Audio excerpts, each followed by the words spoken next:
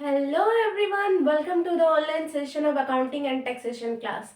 In this video, we are going to start with the residential status, which is covered under the Income Tax Act 1961.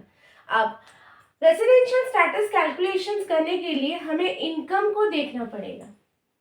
Income में हमारे Indian income भी include होते हैं और इसी income में हो सकता है कि फॉरेन इनकम भी इंक्लूड हो. अब हमें टैक्स किसके ऊपर चार्ज करना है, इंडियन इनकम या फिर फॉरेन इनकम. हमें टैक्स सिर्फ इंडियन इनकम के ऊपर ही चार्ज करना रहता है.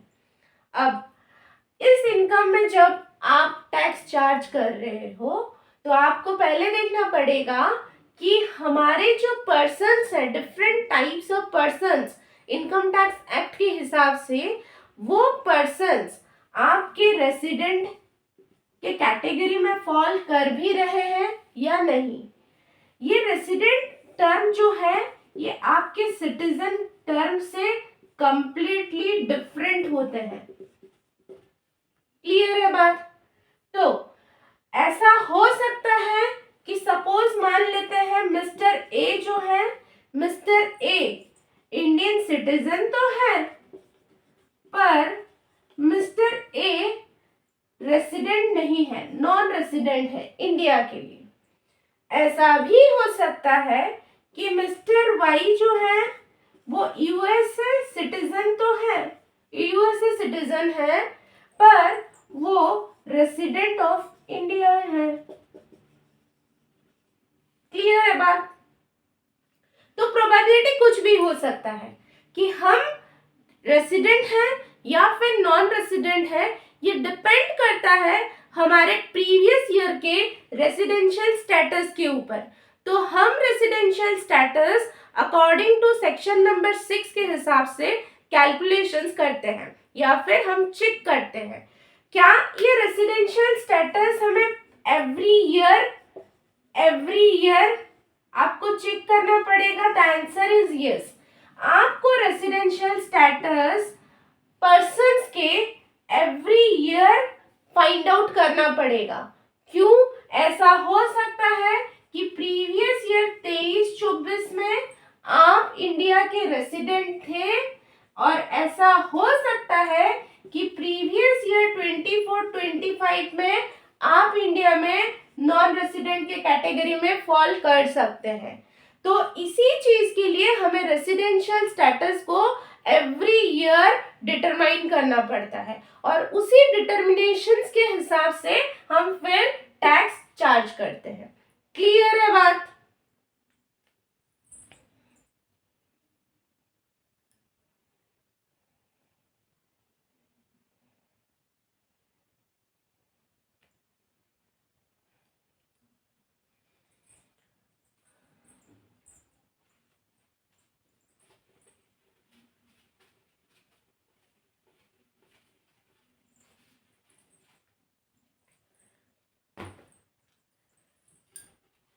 इंडिविजुअल के रेसिडेंशियल स्टेटस को डिटरमाइन करने के लिए इंडिविजुअल रेसिडेंशियल स्टेटस को डिटरमाइन करने के लिए हमें इंडिविजुअल रेसिडेंशियल स्टेटस को डिटरमाइन करने के लिए हमें 2 बेसिक कंडीशंस को चेक करना पड़ेगा. ये 2 बेसिक कंडीशंस में से एनी वन बेसिक कंडीशंस को फुलफिल करना है.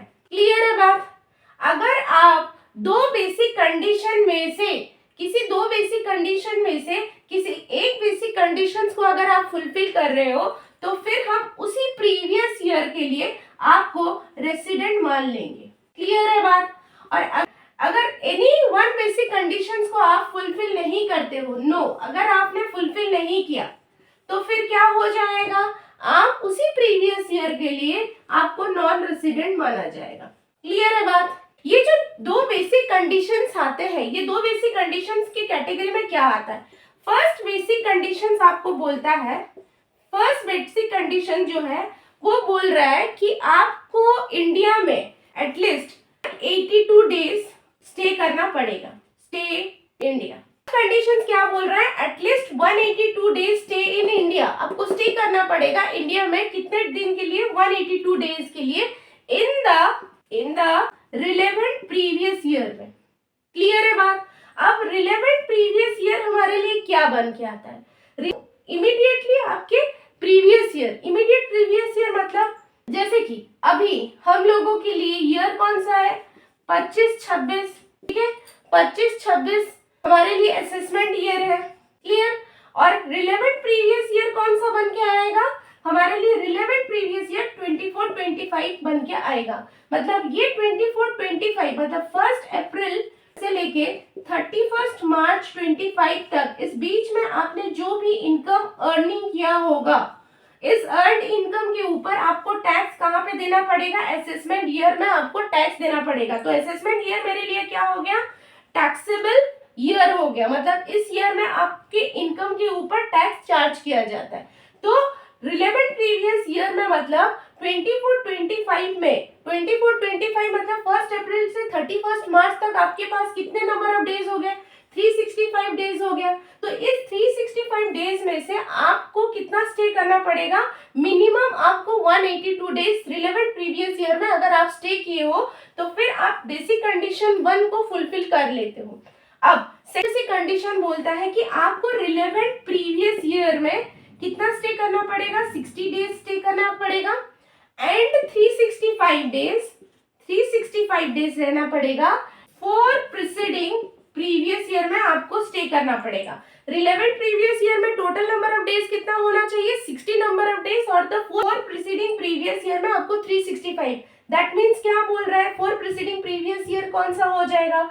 अगर मेरे लिए रिलेवेंट प्रीवियस ईयर अगर बन के आ रहा है 24-25 is the relevant previous year बन के आ रहा है, तो मेरे लिए प्रीसीडिंग प्रीवियस ईयर क्या हो जाएगा?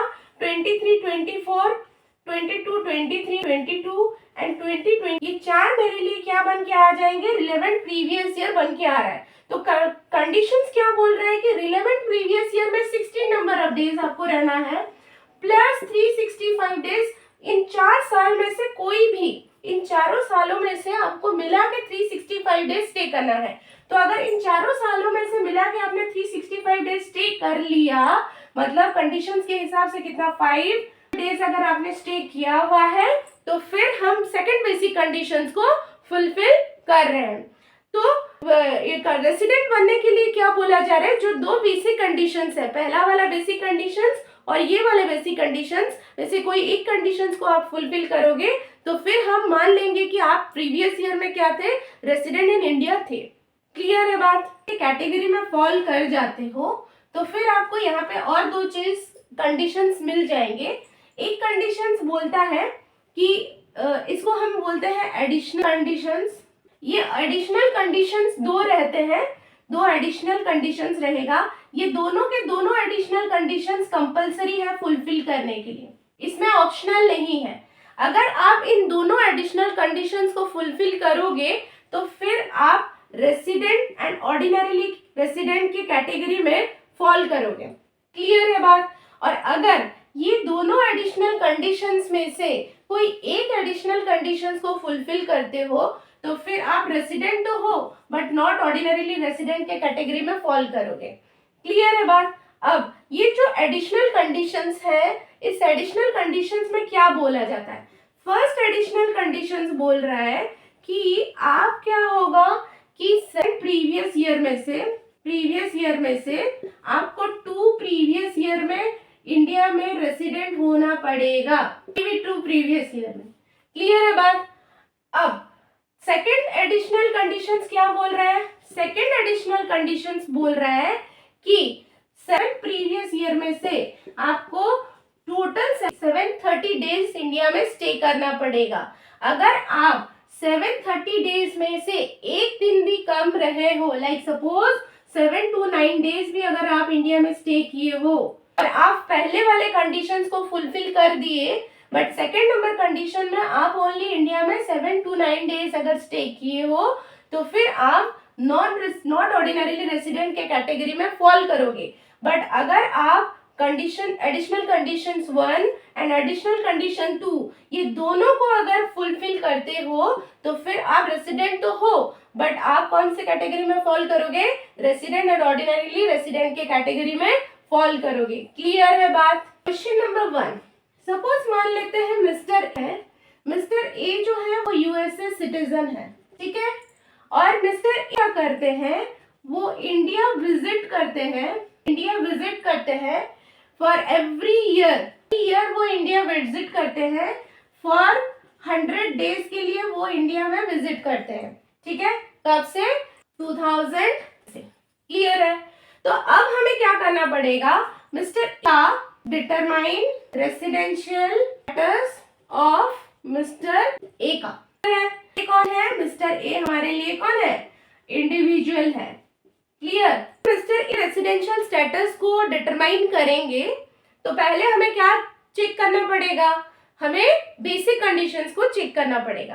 बेसिक कंडीशंस क्या बोलता है, बेसिक कंडीशंस बोलता है सॉल्यूशन की पहला basic condition, first basic condition क्या बोल रहा है, फर्स्ट बेसिक कंडीशंस बोल रहा है कि एटलीस्ट 182 डेज आपको स्टे करना पड़ेगा इंडिया का रिलेवेंट प्रीवियस ईयर में, क्लियर है बात। अब क्या इंडिया में रिलेवेंट प्रीवियस ईयर में स्टे किए हुए हैं, रिलेवेंट प्रीवियस ईयर मतलब कब से कब तक होगा, अगर असेसमेंट ईयर मेरे लिए 25-26 है तो रिलेवेंट प्रीवियस ईयर मेरे लिए कितना होगा, 24-23 होगा रिलेवेंट प्रीवियस ईयर। तो रिलेवेंट प्रीवियस ईयर में मिस्टर ए को बेसिक कंडीशन 1 के हिसाब से मिनिमम कितना स्टे करना पड़ेगा, 182 डेज तक रहना पड़ेगा। तो क्या हम क्वेश्चंस में अगर चेक करेंगे मिस्टर ए प्रीवियस ईयर में 182 डेज स्टे किए थे क्या, क्वेश्चंस में देखो मिस्टर ए जो इंडिया तो विजिट करते ही है एवरी ईयर, बट वो नंबर ऑफ डेज कितना है, ओनली 100 डेज तक वो स्टे करते हैं। तो पहला बेसिक कंडीशंस तो फुलफिल मिस्टर ए ने नहीं किया, क्या सेकंड बेसिक कंडीशंस को मिस्टर ए फुल कर रहे थे। सेकंड बेसिक कंडीशंस हमारे लिए क्या है, सेकंड बेसिक कंडीशंस क्या था, सेकंड बेसिक कंडीशंस था रिलेवेंट प्रीवियस ईयर में कितना 60 डेज उसको स्टे करना है and the 4 preceding previous year में कितना 365 डेज मिस्टर ए को स्टे करना पड़ेगा। तो रिलेवेंट प्रीवियस ईयर बोलने से फिर से हमें चेक करना पड़ेगा कि रिलेवेंट प्रीवियस ईयर तो 24-23 में 60 डेज मिनिमम 60 डेज का सेकंड कंडीशंस बोल रहा है। तो बट मिस्टर ए कितना विजिट कर रहा है, the total number of days for every year कितना है 60 डेज। तो ये क्या कर रहा है 60 डेज सॉरी 100 डेज तो कितना 60 डेज को वो क्या कर रहा है एक्सेड कर रहा है, मतलब ये वाला तो हो गया हमारे लिए रिलेवेंट प्रीवियस ईयर। फिर हमें देखना पड़ेगा क्या mister A preceding previous year में 365 डेज को एक्सेड किए हुए हैं। तो अगर 24-25 में this is not 23 this is the 25 और 25 में उन्होंने 100 डेज स्टे किया, क्लियर है बात। इसको तो हम एक्सक्लूड किया है 4 प्रीसीडिंग मतलब 23, 24, 22, 23 65 डेज चाहिए, तो वो एवरी ईयर 100 डेज के लिए आ रहे हैं। तो इसमें 100 डे उन्होंने स्टे किया 100 डे, फिर थर्ड में भी फोर्थ में भी उन्होंने 100 डे, तो टोटल नंबर ऑफ डे कितना हो गया 400 डेज हो गया। तो अब क्या हो रहा है 60 डेज को उन्होंने एक्सेड किया हुआ है और 365 डेज को भी उन्होंने एक्सेड किया हुआ है। तो मतलब मिस्टर क्या कर रहे हैं सेकेंड बेसिक कंडीशंस को फुलफिल कर रहे हैं। तो जब mister A second basic conditions को फुलफिल कर रहे हैं इट इंप्लाइज दैट क्या बोल रहा है कि मिस्टर ए जो है वो प्रीवियस ईयर के लिए क्या बन गए, प्रीवियस ईयर के लिए रेसिडेंट बन गए, रेसिडेंट है, क्लियर है बात। Thank you so much for watching this video, please like and subscribe my channel.